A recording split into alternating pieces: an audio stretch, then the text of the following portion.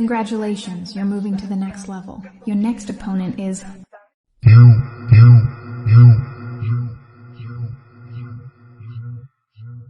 Every man carries a story about the man who came before him. Some showed up, some tried, and some didn't know how. And some simply just couldn't. This is about the man who failed me, not because they were evil, but because life broke them long before I ever arrived. My father was a Vietnam War veteran, a survivor, but he came home with some scars. He was paranoid schizophrenic, and with trauma that lives in his bones, with a mind that didn't always let him recognize reality or me. I remember him telling me I wasn't his son, and years later I learned his father told him the same thing. That's generational trauma. Pain passed down like an inheritance no one asked for. For years, I didn't even know I had a father. He died when I was a teenager, a drug overdose. And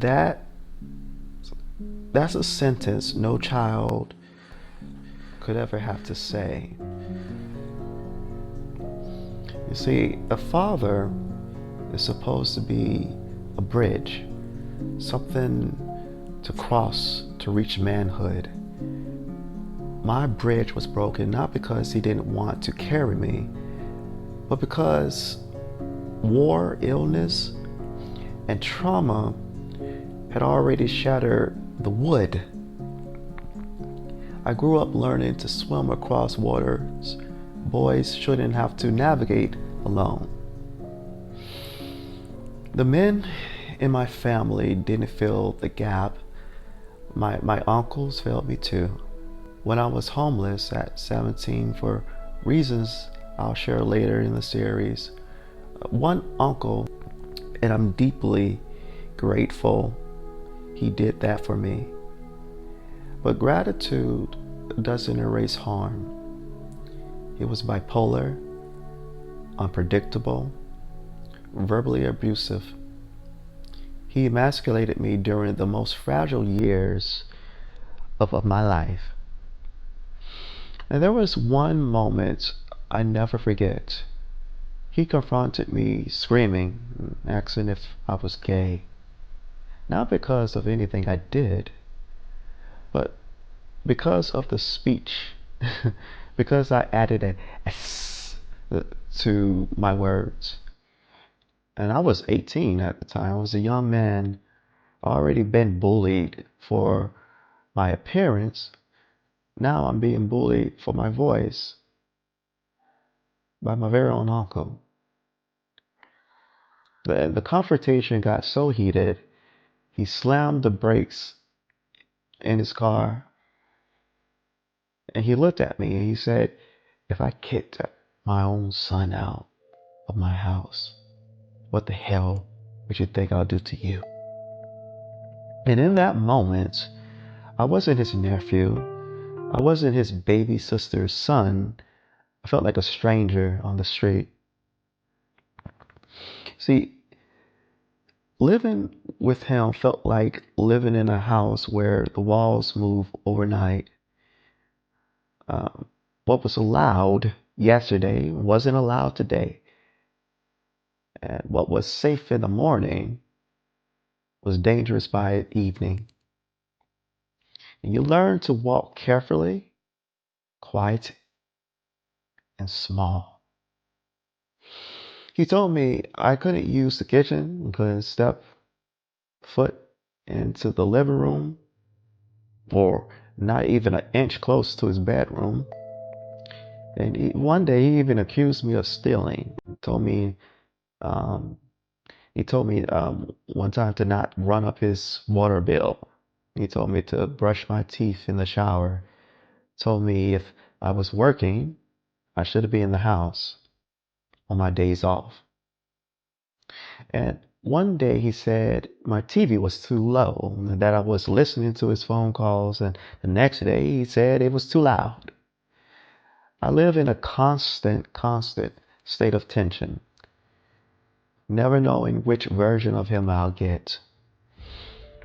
And years later, he missed a church date, something that he never did. And I felt something was wrong. So I broke into his house and I found him dead. 4 days gone. And that image stays with me. You see, the trauma doesn't ask permission before it settles in. But here's the truth I hold now. I love my father deeply, and I have grace for him. I love my uncle deeply, and I have grace for him as well. Because towards the end of my father's life, he recognized he had a problem, and he would admit himself into rehab over and over again, trying to make right for all the wrongs. I remember the first time he told me he loved me, and it felt foreign to me. It felt cringe. I didn't know how to react to it. I just said, okay. But he tried, and that what matters.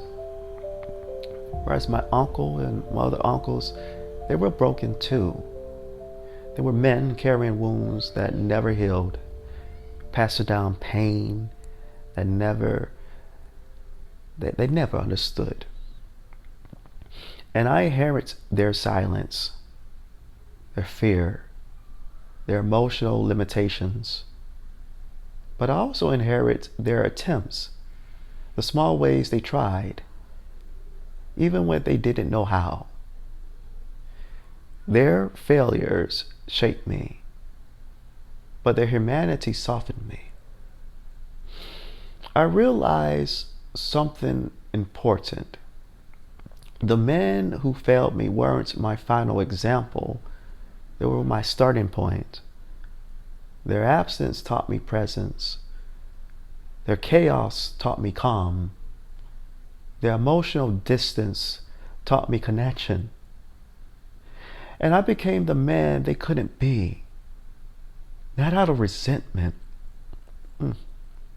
but out of healing. And if the man before you failed you, you don't have to fail yourself.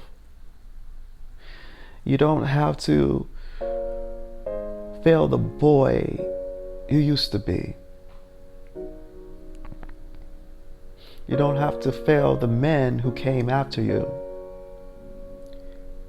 You can break the pattern, heal the wound, and become the man they never had the chance to become.